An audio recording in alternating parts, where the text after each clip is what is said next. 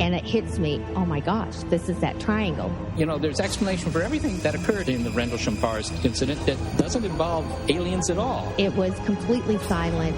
It comes right over our heads. He saw a classic flying saucer, really, standing in the clearing. He turned over to my father and held his hand, and he looked in his eyes and he said, "We're not alone." Welcome to Podcast UFO for our live show. We're live every Wednesday at 8 p.m. Eastern Standard Time on the Dark Matter Radio Network. Please remember to visit the website podcastufo.com for past episodes, blogs, and forums. During the show, feel free to participate live in our chat room. And don't forget to like us on our very active Facebook page. Hello, everyone, and welcome. This is Martin Willis, your host. I'm in a good mood tonight. I'm not really sure why, because it's cold outside, and but it's nice and warm here inside. And we have another great show coming up for you this evening. We have a couple of guests. Our guest coming up in the first hour is Christina Knowles, and she'll be talking about her website, Foundation for Research in Extraterrestrial Encounters, and much more.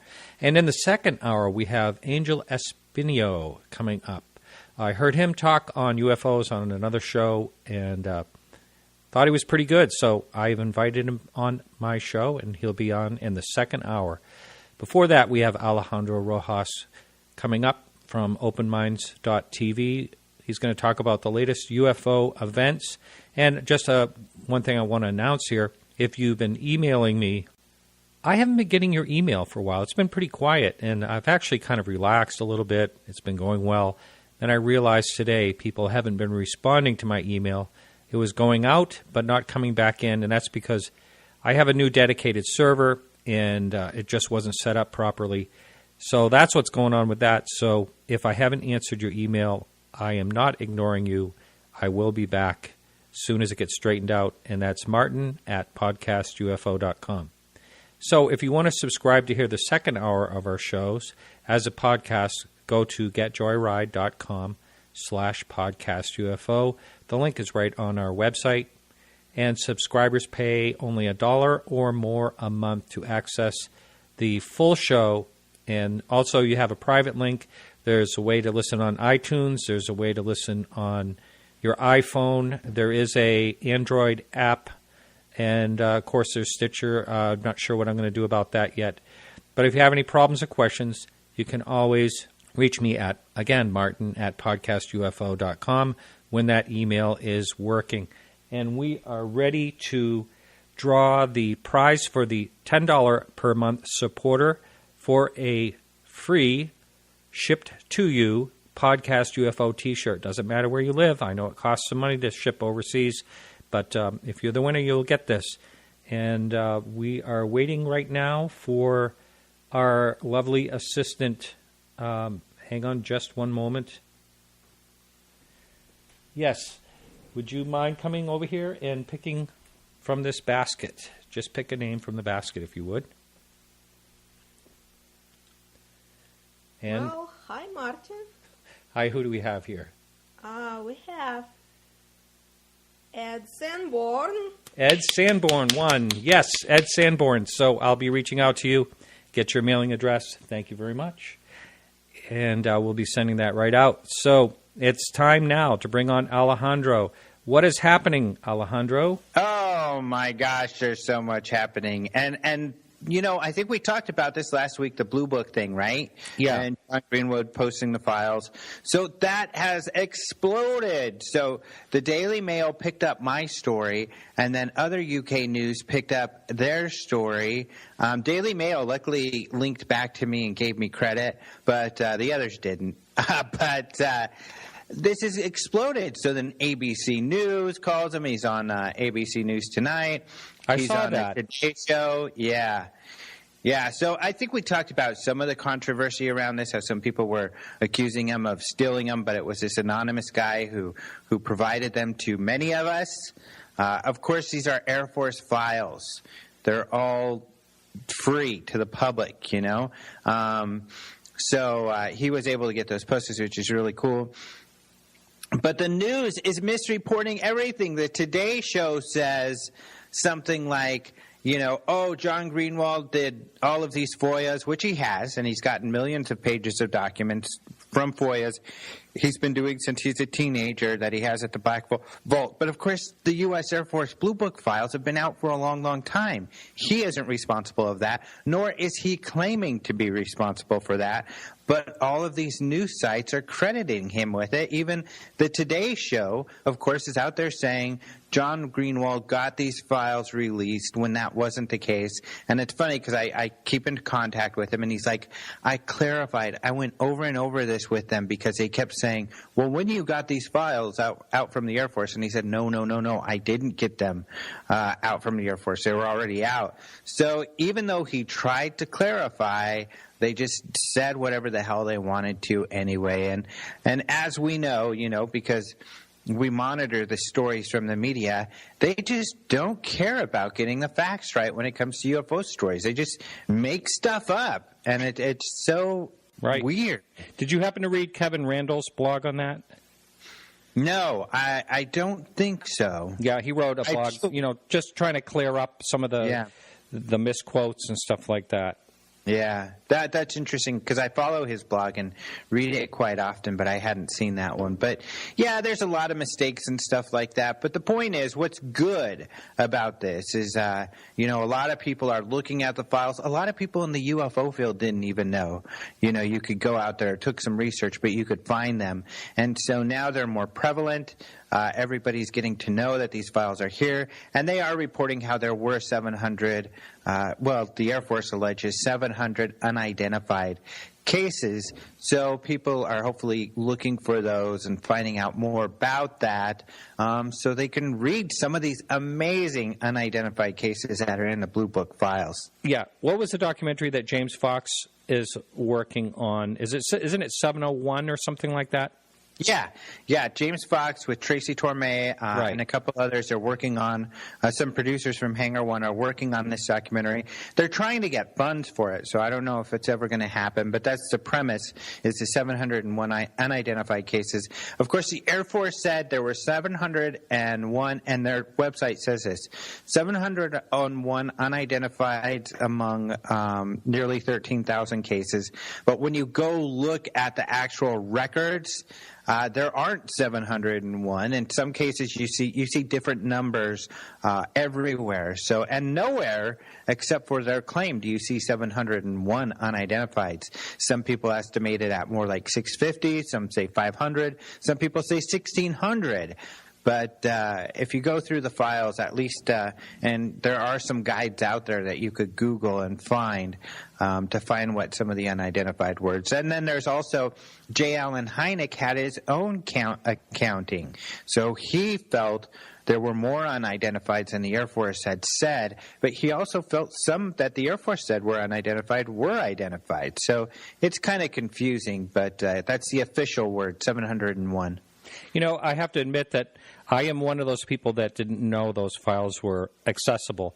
And it's just only because I didn't really look into it. And I think what is going to happen is a lot of people out there now will start looking into these files because they perhaps have the same, thoughts that I did, possibly, that they didn't know that they were readily handy. So maybe, some more cases will get stirred up and a little more investigation, and who knows? I know it was a long time ago, but perhaps some witnesses will, get contacted or come forward or whatever. It's only maybe I'm just dreaming here, but it could happen. Yeah, it could. I think it's positive. I think it just demonstrates that there were good cases out there that even though people feel the Air Force kind of blew the whole thing off, that they took it very, very seriously. And because of these unidentified cases, many in the Air Force were not convinced that it is something not to pay attention to. Many felt that it was a very important subject. Yeah, I agree with you on that. Has anything been happening? Yeah, there has. This is a really fun story. I think this is a cool one. And this is one of those where it's a slow news day and I'm hunting for stories. And I found a really interesting one in the French newspapers. I found out other European newspapers are writing about this. But there have been UFOs since October flying over nuclear power plants in France and Belgium, and they don't know what they are. In fact, the French government says they're on high alert due to these UFO sightings. Now, the media and authorities believe that they're probably drones, quadcopters or something like that. However, sometimes they're seen in pairs, and some of the witnesses don't agree with that theory. The other thing is they don't know whose they are. They're saying, okay, well, we think they're drones, but we don't know whose. They're suspecting that it could be a anti-nuclear organizations that's doing this to show that, nukes are scary and they can't protect them properly. But a lot of organizations have been working with the authorities and come forward and said, no, it's not us. So that hasn't panned out. But a lot of people are up in arms. Greenpeace is saying, look, you're downplaying the danger. This shows that, anyone with a drone could fly, a bomb into a nuclear power plant. So this is really crazy. There were something like 18 of them between flyovers in October and November, but they have been happening since. The last time this happened was January 3rd in France, where some security guards said they saw 2 flying objects. There were some teenagers arrested in October who were called airplane enthusiasts, model aircraft enthusiasts is what the news said. And they were going to attempt to fly something, so it was before they did it, over the nuclear power plants. But the authorities have said these aren't the people who have been doing this. They were just copycatting because they're just using a simple toy with limited range, whereas whatever has been flying over these things must have, must be military grade, highly sophisticated, because they can't track them and they don't know where they're coming from. How crazy is that? Now, I'm wondering here if it's actually eyewitness accounts totally, or is there any radar involved in any of this? Well, supposedly, from what I've read, it's eyewitness accounts. Some of those witnesses have posted on some websites. In particular, there's a guy named Andres Mueller who has a website called gre.wi, and he has been reporting on this with some of the witness testimony. And what they report is weird, like tubes of light and some strange stuff. However, supposedly there is some footage and pictures that the nuclear power plants have obtained, but that they have not shared with the public as of yet. I did read that they did share some with the public, but I have not seen those pictures or videos yet. I haven't been able to find them. So, and throughout this, you can see there were a lot of people in the media telling them, you need to release these pictures, show us these pictures and videos.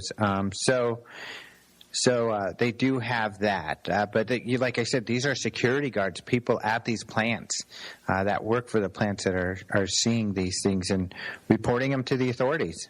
Wow, amazing. Interesting. Yeah. And I wonder if Robert Hastings is, alerted to this or looking into any part of it. Yeah, we've been so busy with our conference that I haven't asked him about that. But now you remind me, I did want to send this story to him and see if he has been following it. I'm assuming he does.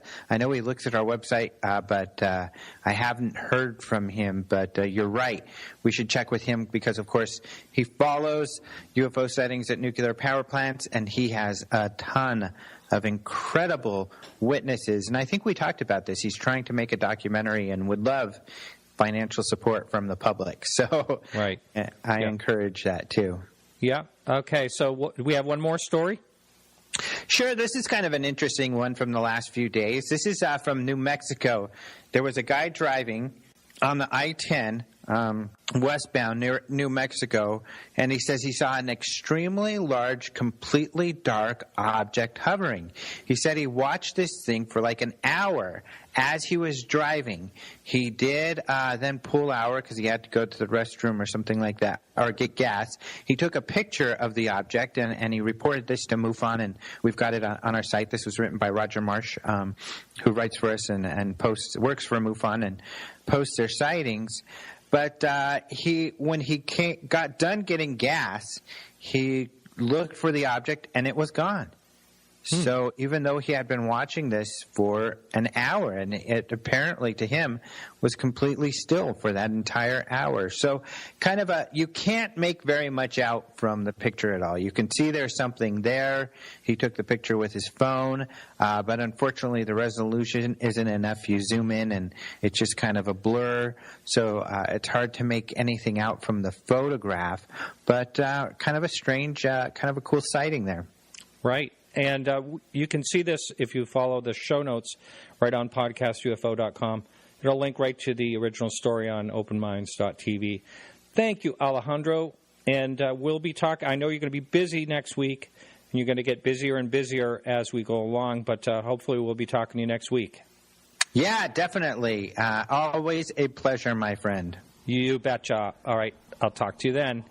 Adios. All right, so if you hang in there, right after the quick music break, we'll be right back with Christina Knowles.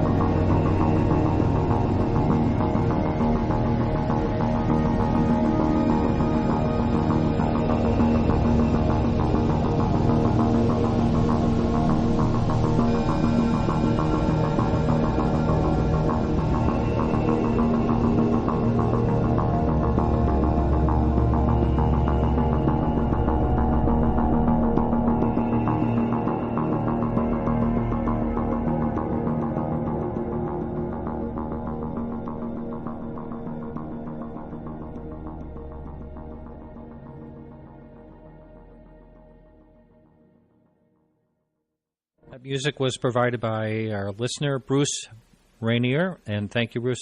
Christina, I hope you're on the line. How are you? I am very good, Martin. How are you? Good. Thanks so much for joining us. And I had the pleasure of meeting you a few years ago and really enjoyed your company and thought you were fairly bright. You're very bright. And I want to talk to you about your recent involvement. Is this a new venture for you or fairly new? I know that you've been working hard with experiencers over the several years. Mm-hmm. But this particular website, the Foundation for Research into, let's go ahead and talk about that, and you can talk about your background a little bit too. Fantastic. I really appreciate that. And yeah, it's great to be on the air with you again. I know in the past I was working with the Experiencers Project, so that led, the television project in conjunction with Jim O'Connell, so that led to a wonderful opportunity to get more involved in this and to find out that this was really my niche, that I wanted to work with experiencers. And I just have to compliment you too, Martin. You have been fantastic. I've been following your work over the last couple of years and absolutely love all the speakers that you bring on and just all the breakthroughs that we seem to continually enjoy in this field. So it's an honor to be with you again. Well, thank you. And yes, the show I do has only to do with the guests, and it's not always easy getting guests, but there's interesting ones sometimes. There's I get a lot of email about different people, but it's real enjoyable to speak to so many different people with different ideas and thoughts, because no one really has an answer. It's just it's more interesting just looking for it, and perhaps someday that will change. But let's talk about the Foundation for Research into ET Encounters. Great. I appreciate that. So first off, I want to make sure that I give our website out just so that everyone knows how to actually find where we're located on the web. It's Experiencer. So that's EXPERIENCER.co. So instead of .com, it's just .co. And then, of course, we can be reached at our email address, which is free at experiencer.co. And I should say that when I was leaving the other project, when you and I met, the TV series, acting as co-producer and whatnot, and lead investigator for that, one thing that happened and occurred to me is that really, really good quality research is necessary in the field. And I didn't feel that we completely had that to date. So what had happened is I was working with a wonderful gentleman. It was actually a case that I had been investigating by the name of Ray Hernandez out of Miami, Florida. And he called one day with a brilliant download, and any experiencer that's had the download kind of thing occur would definitely relate to that. So I said, oh my gosh, Ray, pull over. I don't want you to get hit, because I knew he was on the freeway and he had this download, and he just was very excited and animated and went into this concept that we should be collaborating and doing research. So I just thought it was phenomenal. And from there, it expanded to Mary Rodwell out of Brisbane, Australia, who's phenomenal. I had been meeting with her over Skype and had been following her work for many years. And so the idea had come up that we would create a new non-for-profit research organization. And so we refer to ourselves as FREE, which stands for the Foundation for Research into Extraterrestrial Encounters. So out of this idea, once we started to attract to ourselves, which is very rapidly and mysteriously just all fell right into place, but different PhD physicists, PhD psychologists, various scientists, medical professionals, and a diversity of experiencers that would all work in, under one umbrella as an open-air university, if you will. And that by bringing these diverse voices together, that we could discuss specifically what was going on with the experiencers, or some call us contactees or abductees. I certainly identify and have all the qualifying markers. So this is, you could say I have a very vested interest in this specific area of ufology. So going into that, what we did is we created a board of directors. And I should say that the phenomenal part, if you look at our website, there's a lot of information there, but we have not done this alone. We have the honor of working with some amazing people. So I just kind of want to go into that a bit. Dr. Edgar Mitchell, the sixth man on the moon, and also the founder of the Institute of Noetic Sciences, played a very key role in meeting with Ray Hernandez and inspiring us to develop FREE.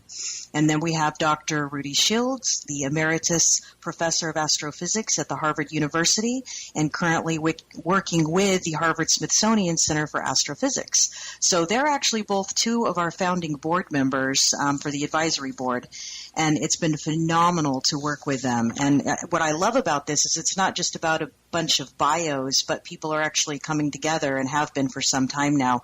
We launched this, I would say, probably in March of 2013, and it grew very rapidly. And then we officially launched the site in September of last year. So wonderful stuff. Great. And just for anyone that's listening live, you can jump in the chat room and send Christina a question if you'd like, or comment, and that's very easy. You just jump on podcastufo.com, and right to the right-hand side, you'll see the chat room. It's a 2-click sign-in. So, Christina, have you actually been working with Dr. Mitchell? Yes, so we have a very interesting relationship within FREE. We like to appreciate the gentleman's time and make sure everyone at a certain level has certainly their day job and other things that they have to accommodate within what they're doing. So when we have specific projects that we need feedback on, typically that will go through Ray, who has met, Ray Hernandez, who has met with Dr. Mitchell a number of times at his home. And then, of course, Dr. Rudy Shields knows Edgar, so a lot of times we'll get information back that way. And he's been phenomenal. Now, Dr. Shields is much more accessible, which has been lovely. And a lot of the quantum, you'll see a lot of the different questions and things on the website, a lot of the write-ups, that's the information that we can refer to. Now, I think I've done a little disservice here. I want to go backwards in time and just kind of talk a little bit about Ray Hernandez, because this gentleman is phenomenal. Read it quickly, just so that the listening audience knows, but he's an experiencer who is currently employed as an estate tax attorney with the IRS, U.S. Department of Treasury. He's also obviously co-founder, co-director of FREE. He was previously the director of Center for Sustainable Urban Environment at the City University of New York and the director of the Office of Community Environmental Planning for the City of New York. He's attended Rutgers College, Cornell University, and was a PhD candidate at UC Berkeley in city and regional planning. He was also the recipient of the National Science Foundation PhD Fellowship, and he resides, as I said, in Florida. And then again, I just want to give credit to anyone who might not know who Mary Rodwell is. She's certainly really well known within my circles, but some might know. So she's a counselor and hypnotherapist, ufologist researcher, metaphysician, and former registered nurse and midwife in the UK. She's founder and principal of ACERN, which is Australian Close Encounter Resource Network, and she is recognized internationally as one of the leading researchers in the UFO and contact phenomenon. She's lectured in all over the world, US, Canada, Hawaii, UK, New Zealand, and appears regularly in national and international media and news programs. So she's phenomenal. And anyone that hasn't read the book, I would highly suggest getting it, Awakening, How Extraterrestrial Contact Can Transform Your Life. And she resides in Queensland, Australia, but fantastic. So we put this idea together. We decided that we really wanted to develop a team, and for 3 specific reasons. So our main objective is research, educate, and support. Excuse me. Mm-hmm. So our research project, what we're doing with that, we have Dr. John Klimo. He's the chair of our Experiencer Research Project. He is a professor of psychology with over 40 years experience as an academic researcher and teaching professor who has chaired over 250 PhD dissertations in psychology. 75 of those have been in the field of the paranormal. Fantastic near-death experience. I mean, this man, I could talk to him forever. He's phenomenal. Mm-hmm. And then we have Dr. Leo Sprinkle. He's the co-chair. He's retired professor of psychology who has undertaken research in the field since 1962. Right. And very well His name comes up a lot. Yes. Right. Yep. And Kathleen Martin. She's MUFON's director of abduction research, and she's the author of several major ufology books, including the one Alien Abduction Files with Denise Stoner. And Denise Stoner, I'll go into her bio in a quick second. But she has been phenomenal to work with as well. And then we have Barbara Lamb. She was the therapist that I was able to work with years ago when I was having my awakening after my experiences in March of 1999. So that helped tremendously. She is the author of Alien Experiences and Crop Circles Revealed, and she has conducted research on over 3,500 experiencer cases now throughout the world. And again, Denise Stoner, a lifelong experiencer. She has worked in the field for the last 20 years and is co-author with Kathleen Martin on the Alien Abduction Files again.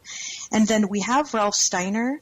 He is a researcher in the paranormal field for 25 years now and a non-academic physicist with expertise on the quantum hologram theory of physics and consciousness. So again, it's an honor to be able to work with these folks. I feel like the idiot of the bunch sometimes, to tell you the truth, especially when we start getting into all the different quantum discussions. It's awesome.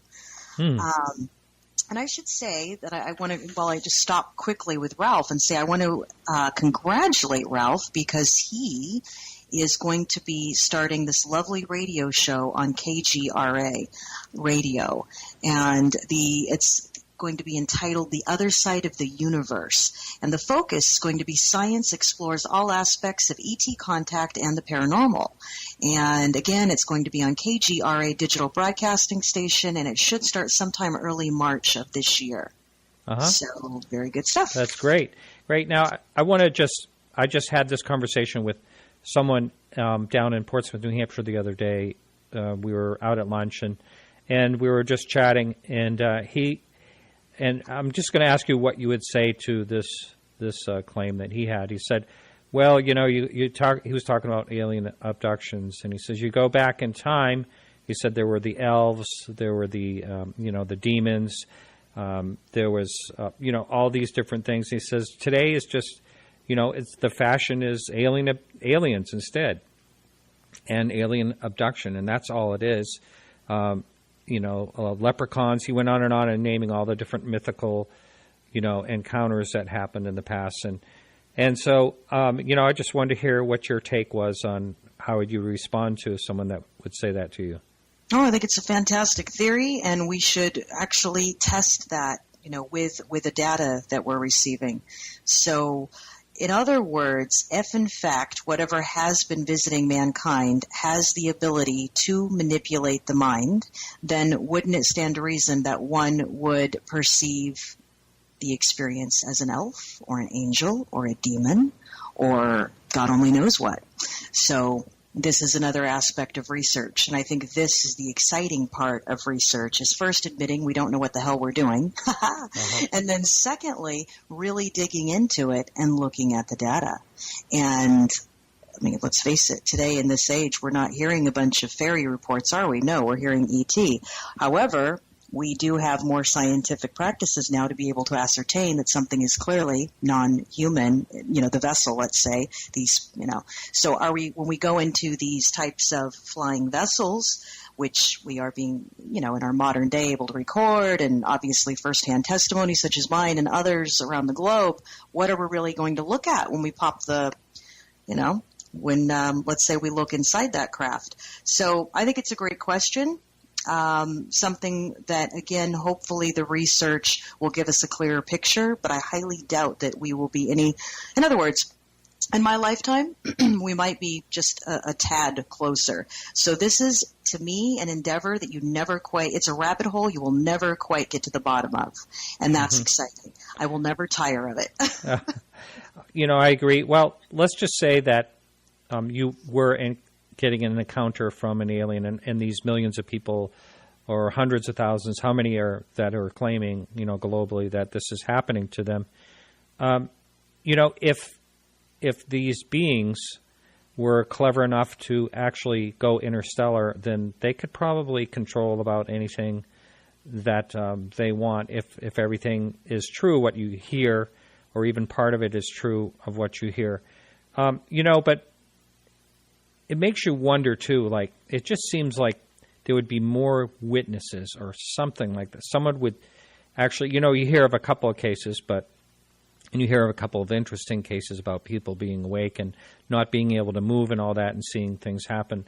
But it just seems like there would be some type of slip-up eventually where there was... That's right. Yeah, what's your opinion on that? That's right. Well, here's my opinion. I do this work all day long, and if I wanted to, I could take a new case or more. Sometimes there was a mode, I'd say several years ago, where I was crazy enough to take 3 new cases on a day, which is insanity, because if you're really trying to work a case. So what I can tell you is, from my perspective and where I'm sitting,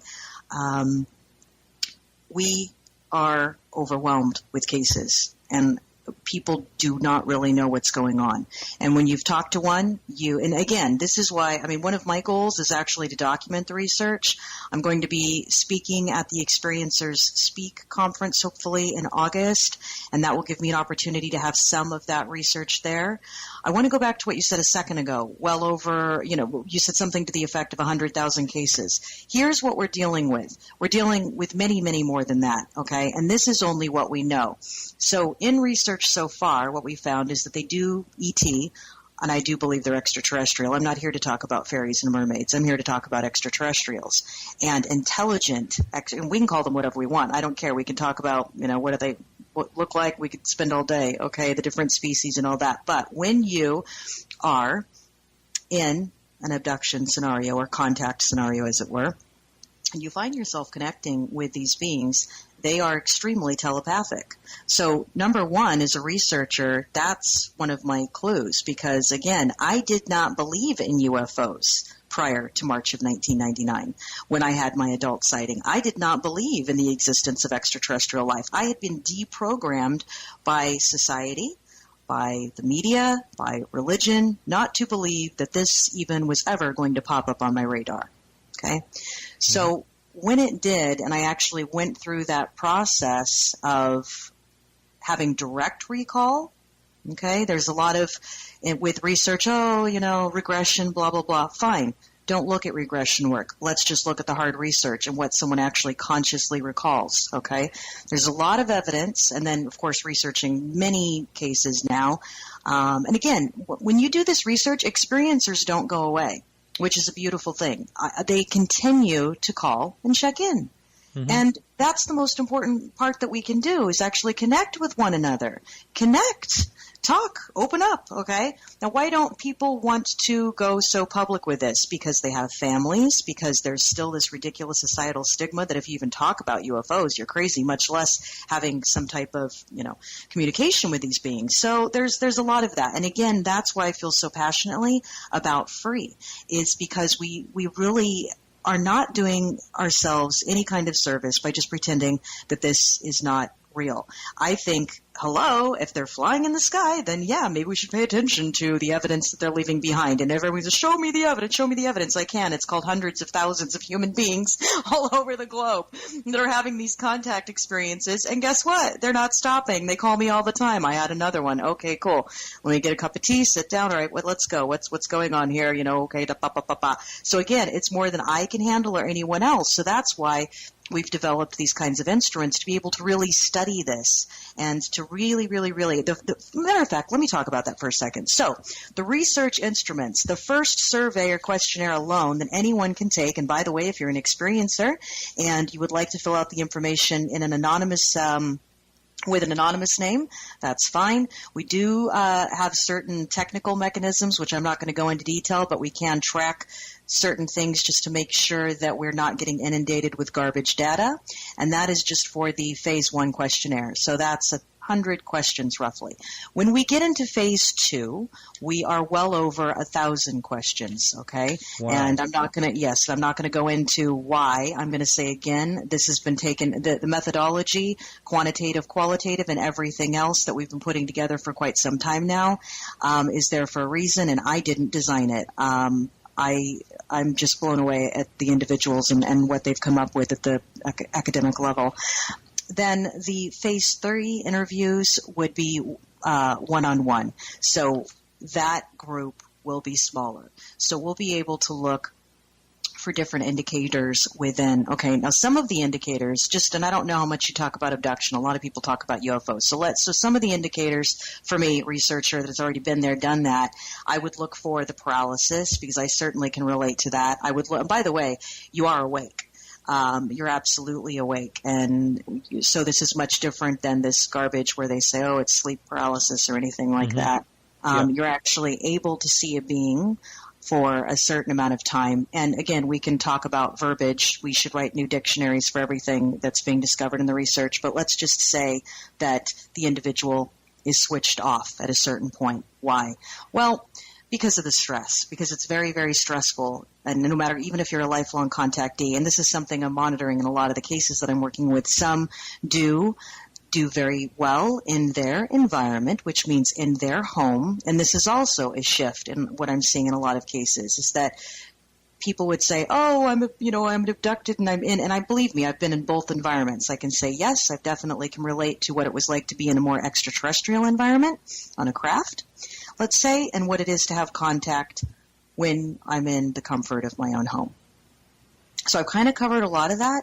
And again, we're only talking about my little, neck of the woods and Christina's research. We're not even talking about what Free has done.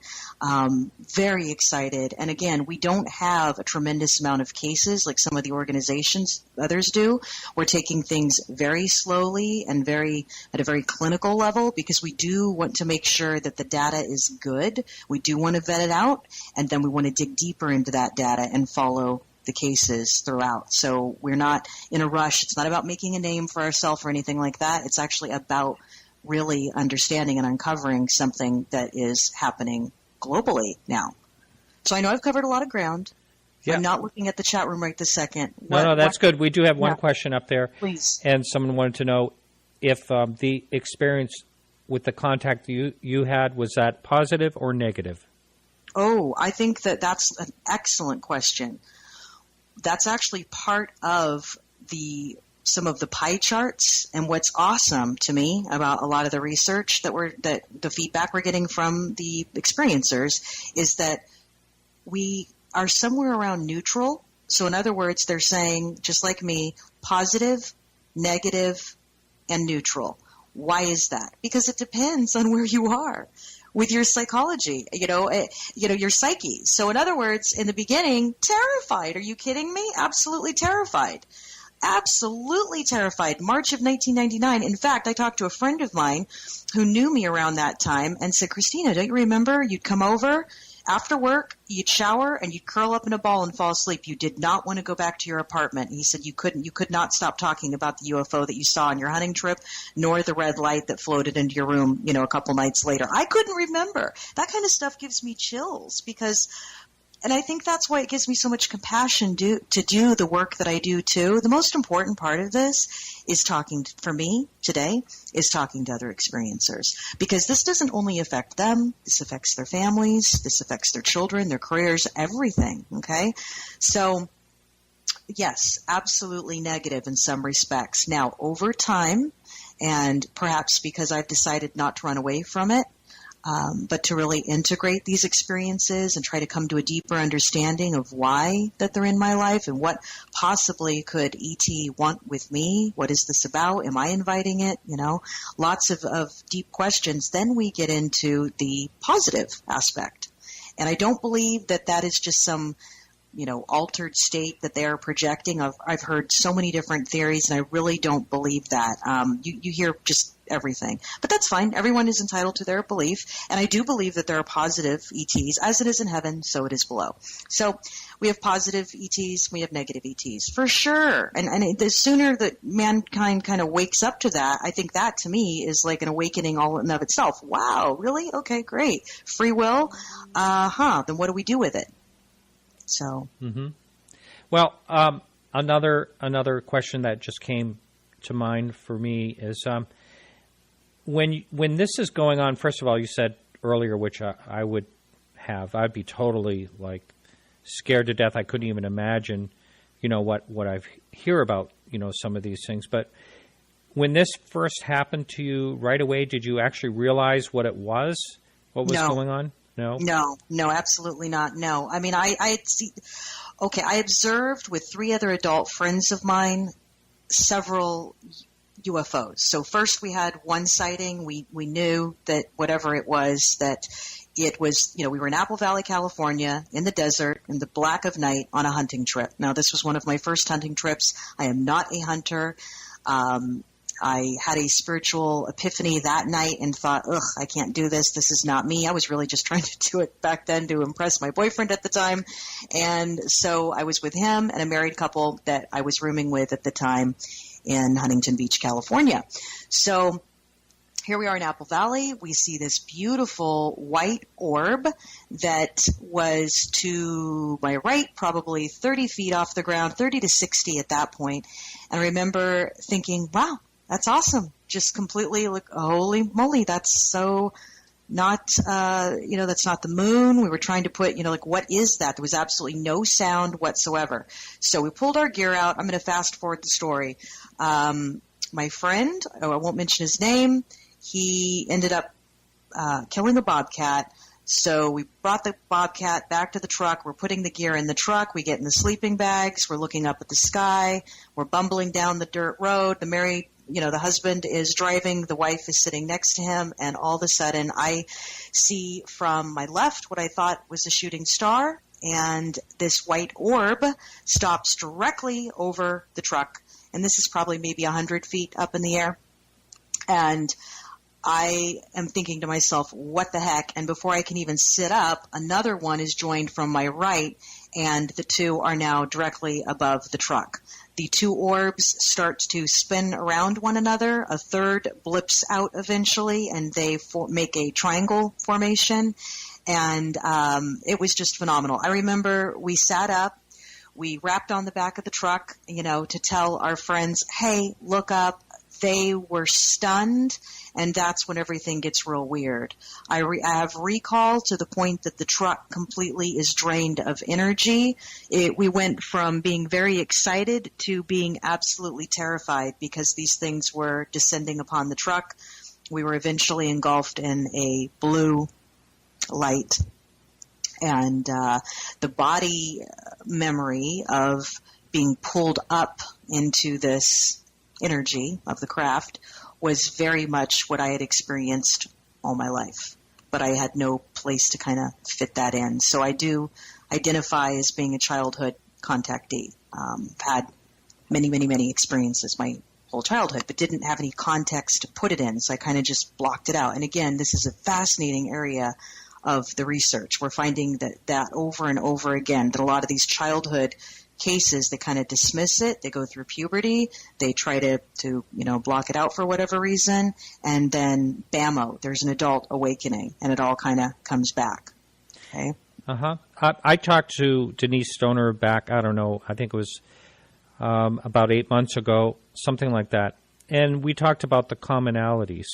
And I thought that was pretty interesting.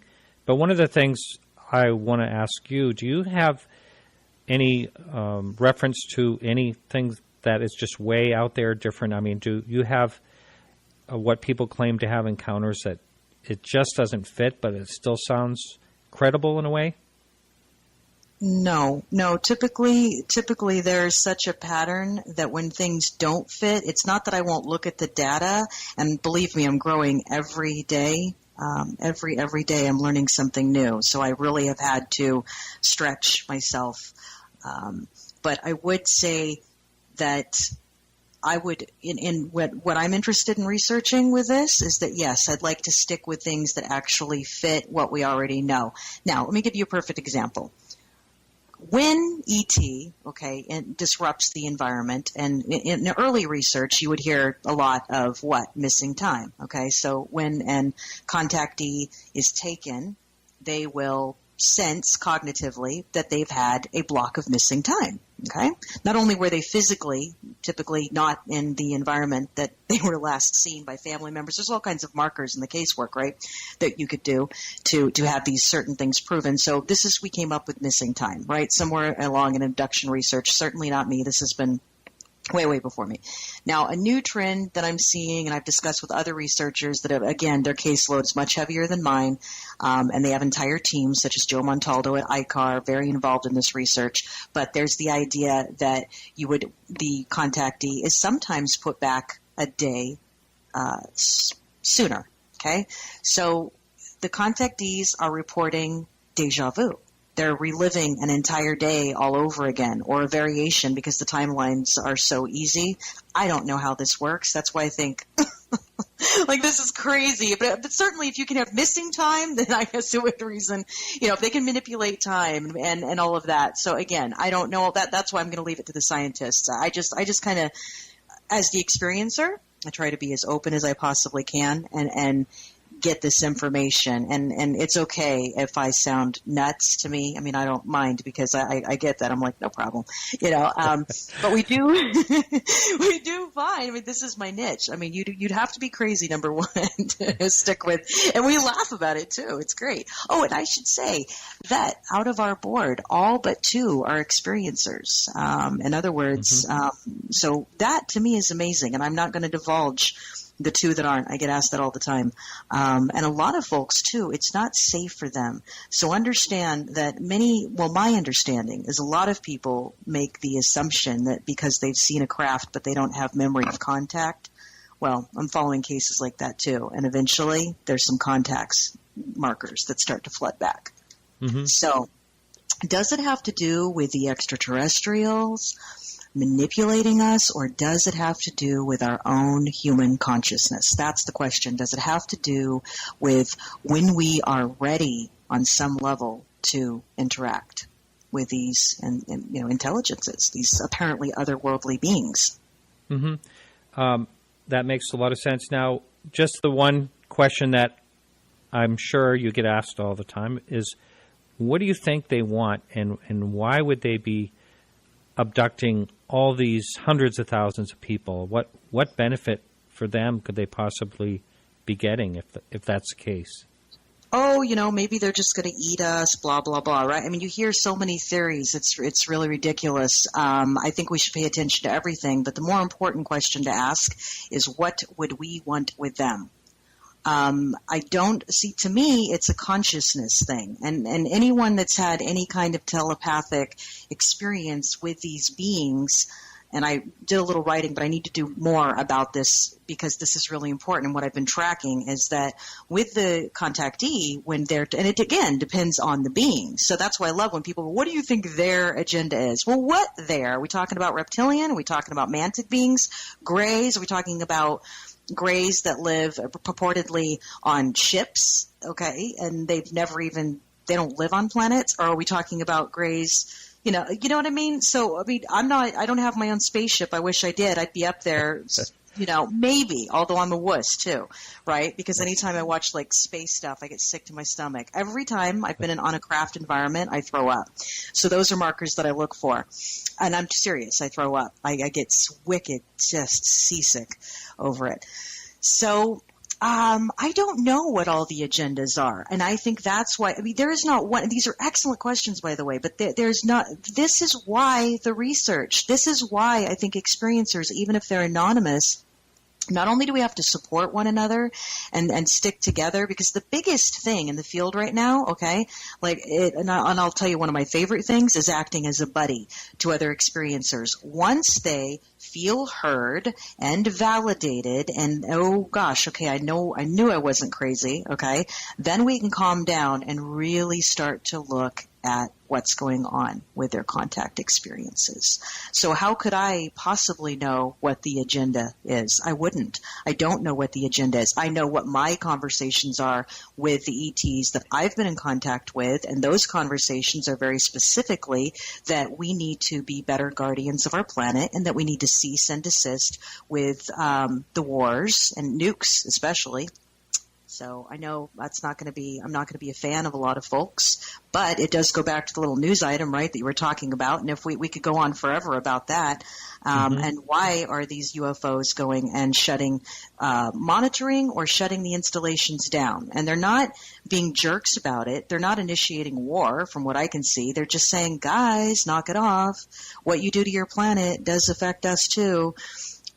We tend to make everything, oh, they're ETs. Well, wait a minute. Did it occur to people that they have babies too? Does it occur to humanity that they have families? Oh, or is it part of the programming? No. They're robotic. They all work in a hive mentality. Does that kind of make us feel somewhat indifferent so that we don't have to deal with this intelligence? Is that how we insulate ourselves? Or do we perhaps say, oh, hold up, wait a minute. Is our tendency to go to war with everything that we don't understand, or should we try to achieve communion? And what is communion? But to understand and to be able to see, well, what do you value? What's important to you? Are they here just for our resources? And either way, we need to wake up. To me, either way, it's great that we're looking and documenting UFOs in the sky. I love it because that only furthers what's going on, and to me, the real guts of the juice of it is with the experiencers, the sacred truth tellers, as the late Dr. John Mack referred to them as. And I think that that's very accurate. Because it takes a lot of guts. I mean, who wants to say, oh yeah, I got abducted by aliens? I mean, I've heard it all. We don't have to talk about the alien probes or any of this. I've heard it all. Well, one thing I do want to ask you while we're on this subject, and we have about 7 minutes or so left, and that is how has this affected relationships, not only with you, but people you know? How does that work? When you are obviously really into this, and you're doing your work that you're doing. So someone like you, I imagine, you have to live and breathe it to be as dedicated as you are. And how does when you're going through life, friendships, relationships, anything like that? What goes on with that? Oh my gosh, what an absolutely beautiful question. This is an area too, I would say, in the research. Well, first off, I should say that my entire family does not like that I study UFOs. My mom just no, hates it. And, again, different belief systems, religiously or whatever, okay? So there's that. Then the interpersonal relationships, not only in mine, I just recently, not too long, a couple of years ago, went through a divorce, but again, just that people not really getting it or understanding it, which is fine. But again, what I'm tracking is what's going on in the relationships, too, with a lot of the contactees. And what we're finding is many times the more advanced that the contactee gets in their own awakening, they will oftentimes divorce and find another contactee, and then they're happy. So we'll see. And this is another part of the research, but I love it. Now, what has it done for me in my relationships with humanity and relationship primarily with myself, my understanding of the Creator? These are the important. I have a much broader concept of a universal Creator, whatever that looks like. And then the friendships, it's sweetened my friendships. The experiencers have become like family to me. So I really, and I still adore my Earthling family, but I have a lot of the weird UFO people or star children that I just absolutely adore. They're crazy like me. So it's really enriched my life in many ways. And I do think it would have been easier to hide my light, to dumb myself down, to just simply shut up and go away. But I've decided that is not the path to take, that it is important to be bold so that I can be a voice for the other experiencers globally as they find their voice and step out and say, hey, yeah, this is me too. Oh, by the way, in regards to coming out, we are having a Experiencer Liberation Day on October 1st, 2015. We're going to be selling pens on our website, and so that's going to be very exciting. And then I did want to mention again that Starborn Support is going to be also having their next event, I believe the last week of August. So go on Starborn Support's the Experiencers Speak conference. Yep.